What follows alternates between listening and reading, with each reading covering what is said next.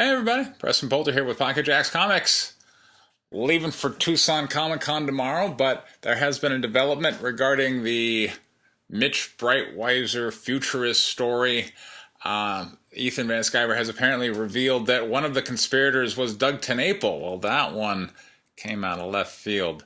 My anonymous source got that one wrong. So, wow, look at Doug TenNapel. He's over there. He's putting out all kinds of books, and apparently in his spare time also participating in a conspiracy against Comicsgate. All right. I mean, look, the lol cow keeps on giving, man. I love that guy.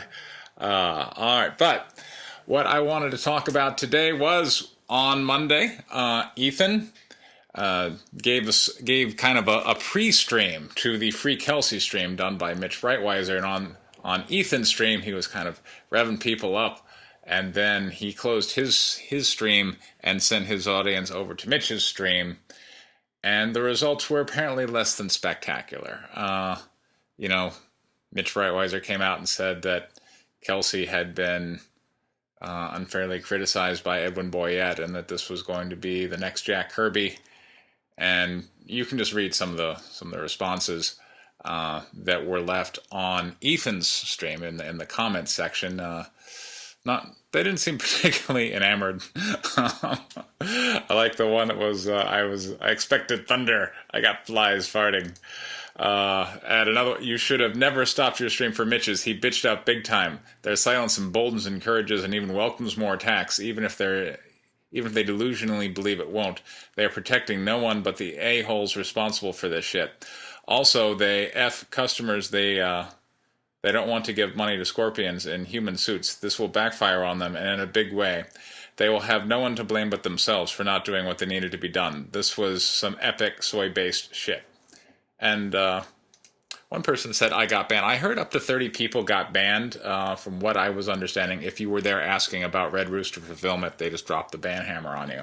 So it did not go particularly well in terms of effect on the Futurists. As I reported last time, according to Backer Tracker, the Futurists was scheduled to come in at 37,500. Now it's 38,200. So all the drama squeezed out an extra $700 worth of contributions, or estimated contributions, I should say. So hardly seems worth all the stuff. But I did want to follow up and talk about Indiegogo, which is a campaign that, according to their terms of service, you cannot launch a second campaign without having fulfilled your first. But Mr. Breitweiser has clearly done that. Now, I have heard from a source close to the Breitweisers that Ethan Van Sciver was the one who negotiated a deal by which he and people of his choosings got to launch multiple campaigns, and that Ethan contacted Mitch and said, hey, you know what? Good news. And then Mitch was kind of stressed out about it because, from what I'm to understand, the Breitweisers live a rather lavish lifestyle. And according to Mitch Breitweiser's own update on the Red Rooster campaign page, he has made a number of expenditures in terms of securing, artists and marketing in order to have this expanded business. So Mr. Breitweiser apparently was quite relieved to hear from Ethan Van Sciver that, I get to launch a second campaign? Okay, awesome.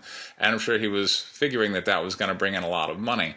And if you look at the rewards that are being promised in the Futurists, I mean, he's promising 3 different 24-page books, which is, as a campaign creator myself, I got to say, well, that's close to 30 grand right there in terms of art.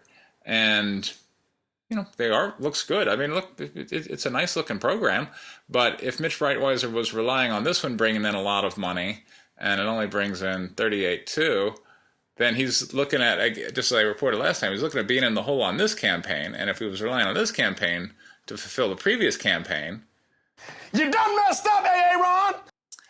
I have a feeling that Red Rooster, as well as the Futurists, may go entirely unfulfilled, if not significantly delayed, and there's going to be maybe another campaign to fulfill. It becomes kind of a shell game at some point. But in response to my question, specifically submitted to Indiegogo about whether they had extended a special deal to Comicsgate creators, they didn't deny it. They merely said that any such deal would be confidential and beyond their ability to comment on.